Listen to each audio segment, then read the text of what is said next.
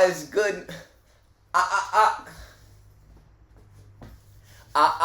It's your boy, man. We right back in. It's a perfect time for another reaction video with your boy, Goodnxwz, man. Today we gotta go over.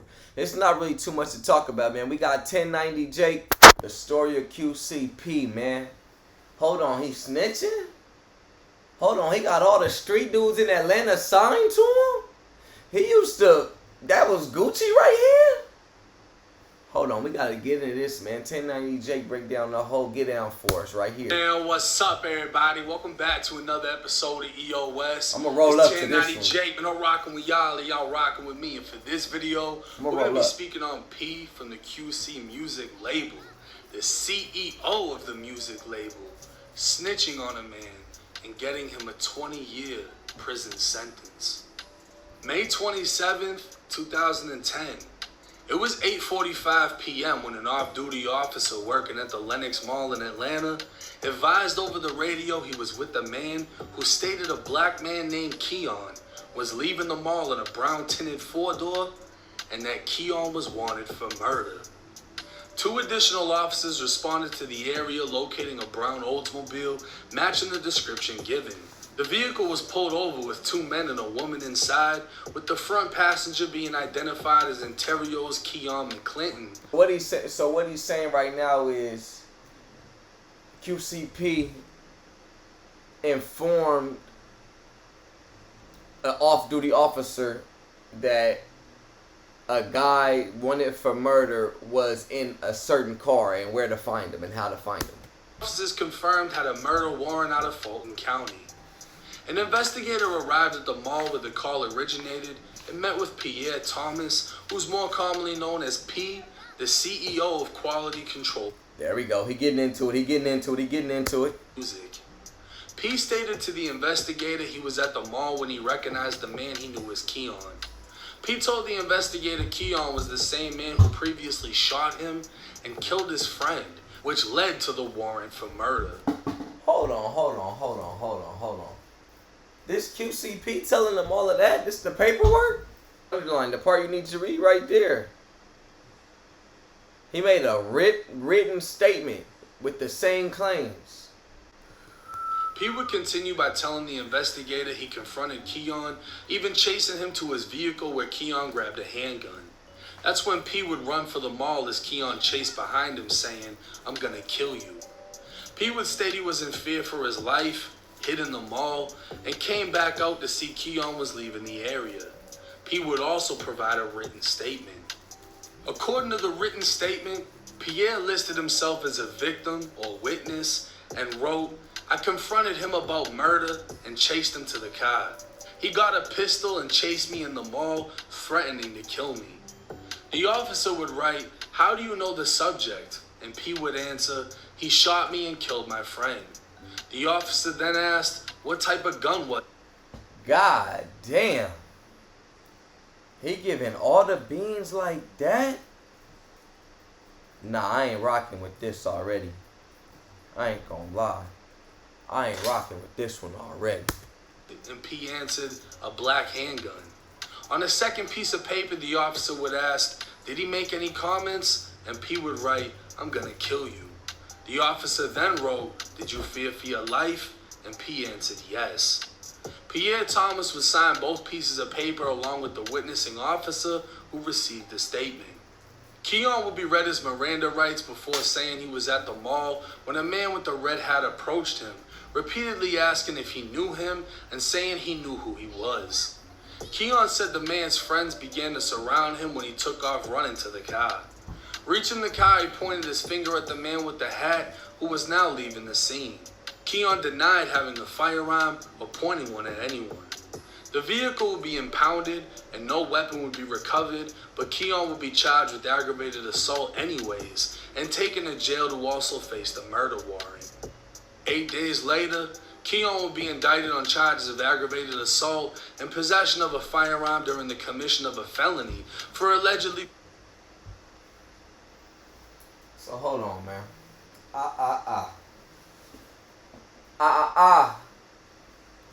We gotta break this one down. How y'all feeling about it so far? So what had happened so far is they was in the mall. What happened was, from the story I'm hearing, if y'all hearing this, stay with me. If y'all hearing this same story, stay with me. But you gotta be patient, you feel me? Because I gotta get this story off. But I also gotta light this blunt and shit, not lighting. The gas lighter I got. So basically, the dude that's been on the left side of this screen, let me go back a little bit so y'all can see him. Bro, right here. That's the guy right there, right on the side, little baby, right here. You see his face right there. This dude robbed QCP, and robbed his mans. In the midst of robbing QCP and his mans, he killed QCP mans right in front of QCP. Y'all with me? Boom. Time go by.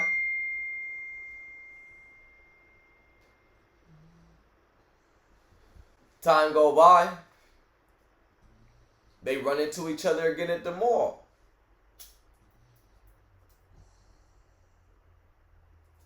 And bro getting on QCP. Bro on QCP line. And QCP like damn, bro. Like, nigga, you trying to... Nigga.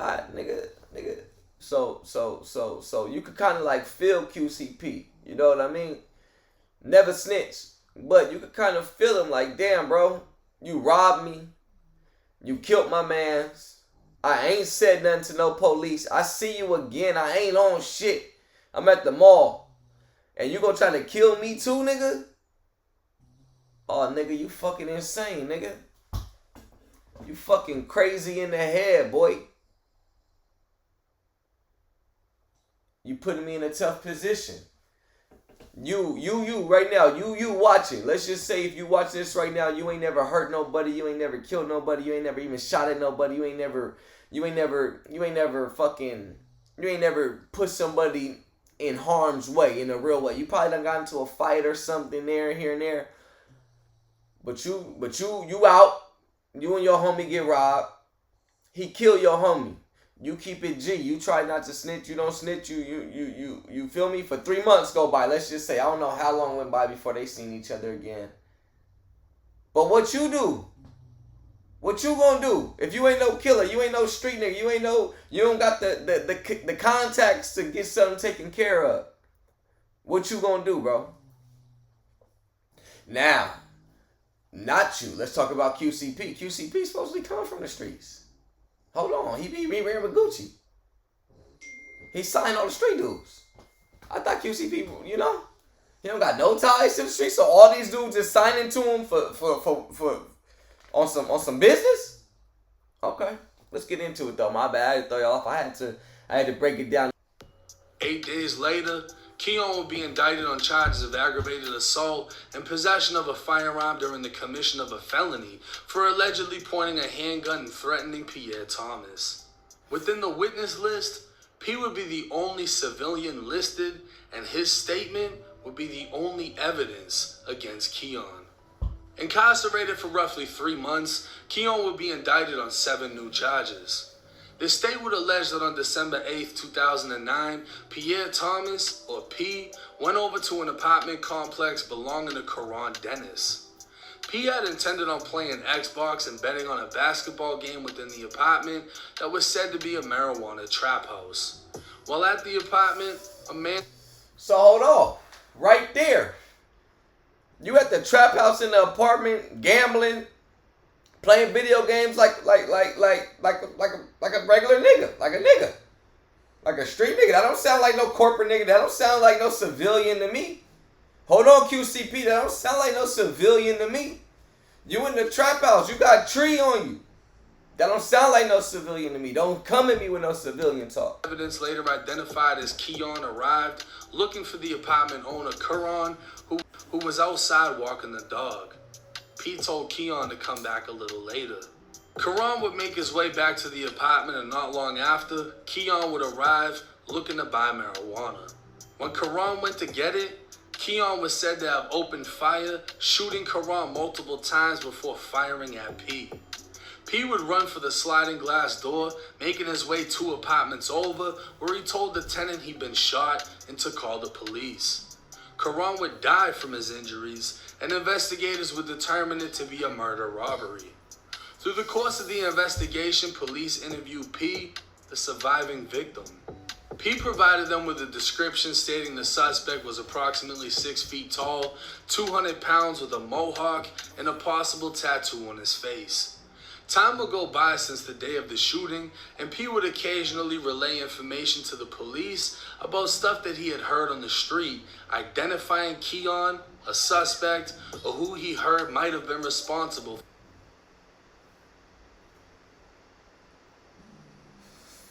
Dramatic pause because now I got some questions. I hope y'all staying with me, man. I hope y'all staying with me and y'all watching this video. Because now I got some questions. We just heard over the course of time. He had been given information, right, over the course of time.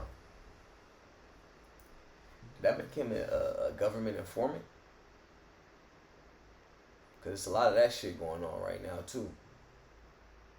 So, y'all think he has something to do in that YSL? Now I'm talking. You feel me? They don't want me to talk like this. They don't want me to put 2 and 2 together. You feel me? I really get 4. You feel me? I ain't on no funny shit. I'm being for real, man. Pay attention. Killing his friend. He provided some info to the police, and they were able to put a person into a photo lineup. Well, but P did not make an... This is the paperwork on this case. We don't know what anything QC done told the police. This paperwork is according to this case only. Identification. A few more months went by, and P provided information to the police that he had heard that the suspect goes by the name Stunner, and he'd previously been shot in a club. Looking into the nickname, police were able to identify Keon as having used that nickname and having been a shooting victim. 5 months had now passed since P had been shot, and with a new photo lineup presented, P was able to positively identify Keon, or Stunner, as the man who shot him and killed his friend. Police believed it was apparent P had seen a photograph of Stunner prior to viewing the lineup. Because of the positive identification, the warrant for murder went out, and 3 weeks after, P would confront Stunner in the mall before running for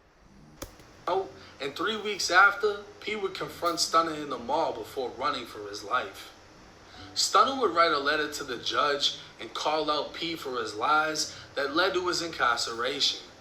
He'd introduce himself and say, "I have been incarcerated for approximately 6 months under false pretenses." The accusee, Mr. Pierre Thomas, has made false accusations such as claiming that I shot at him and supposedly killed his friend. Fearing that I would retaliate and seek vengeance for him shooting me 4 times on April 30th of 2010, Pierre Thomas went down to the police department and took a warrant out on me. So in a surprising turn of events, Stunner was now claiming P previously shot him, or knows who shot him, and because P thought Stunner was gonna retaliate, P went to the police and snitched on Stunner. March 16th, 2000. That's a good ass lie. Hey Keon, that's a good ass motherfucking lie right there. You did your shit with that one. Let's see if that stuck. 12. Stunner would be re-indicted, now facing a total of 10 charges, including murder, 2 felony murders, and 2 aggravated assaults. All charges would stem from the 2 incidents involving P, the initial shooting at the apartment, and the mall confrontation. 4 days later, Stunner would be ready to face sentencing. According to the guilty plea transcripts, a then 30-year-old Stunner stood in front of a judge as she explained he was charged with 10 counts, but the state had agreed to dismiss 6 of them. He pled guilty to aggravated assault with a deadly weapon, aggravated assault, possession of a firearm during the commission of a felony, and possession of a firearm by a convicted felon. The state would go over the 2 cases and 2 witnesses, Karan Dennis and Pierre Thomas.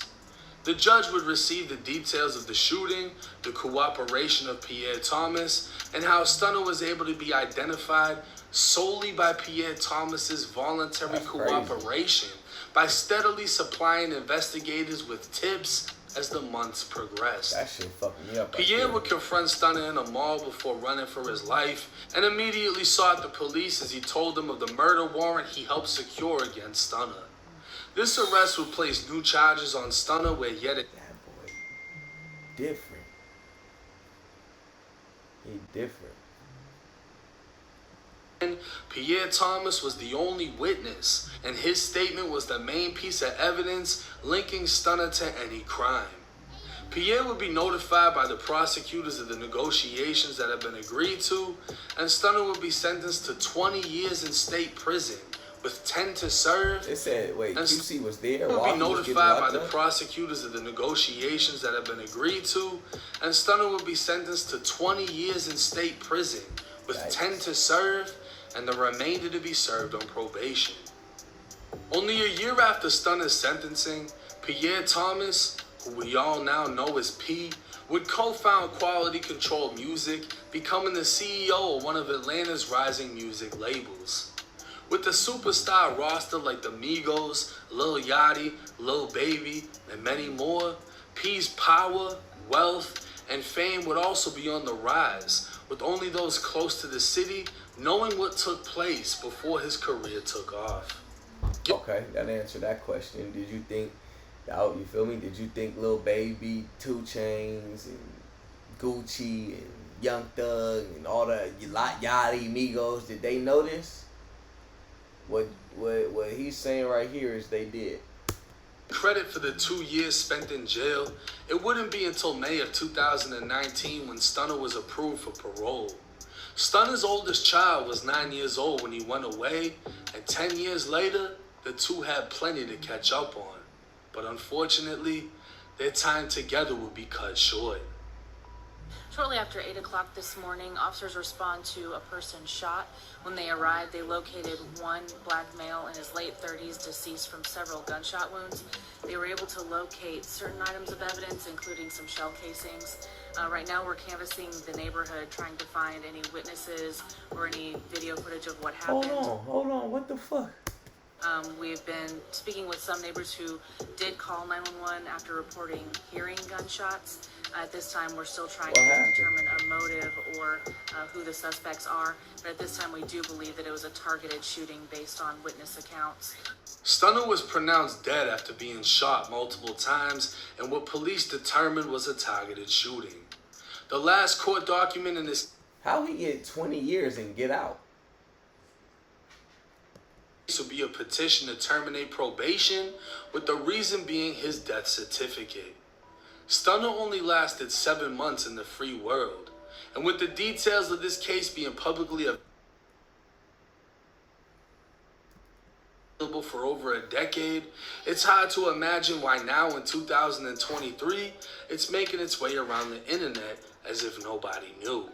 And after this video, there will be little to no room for debate, as we all can now see, P snitched on Stunner. He snitched on him. And then bro died 7 months after getting out. First off, how the hell he get out? The fuck? He was only in there for 2 years?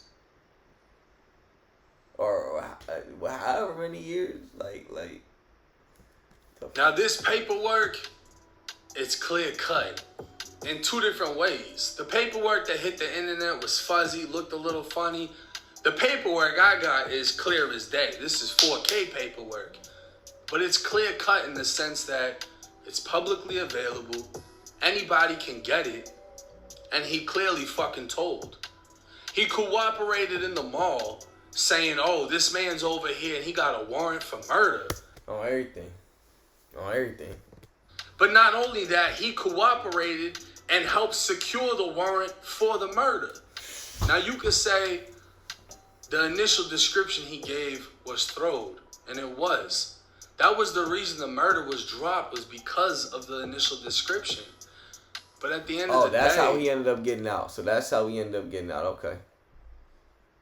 also stated Off the initial description? Okay. P stayed in contact with investigators, letting them know whatever he heard on the street. So P was tapping into the streets, hearing this, that, and the third, and then relaying that same information Grimy. to the homicide Dirty. investigators. Aside from a grainy picture that the surveillance cameras at the mall got of Stunner with something in his hand that might have resembled a gun, P was the only evidence of the aggravated assault at the mall and of the murder and attempted murder. It's clear cut. P from QC snitched. And I talked to somebody, they said, oh, this is about to break the internet. I don't think it will, for two reasons. For one, it seems like everybody in Atlanta already knew this. Come on, Atlanta. Did y'all know this? Whether they're speaking out about it or not. For two, the question will be, was he in the streets? So we're just gonna have to wait and see how everything plays out. But as far as the paperwork goes, it don't look good, it never will look good, and he definitely told. He definitely told. Now we gotta bring it back, man. You little baby. How you feeling right now? Put yourself in little baby shoes.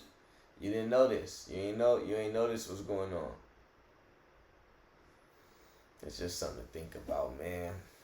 Whether he snitched or not, if you watching this, it don't affect none of our lives. But it just, you feel me, put into picture that the facade, all the shit that these guys be rapping about, all that, it's to sell music, man. Do some soul searching, find out who you are as a person will be my gift to you.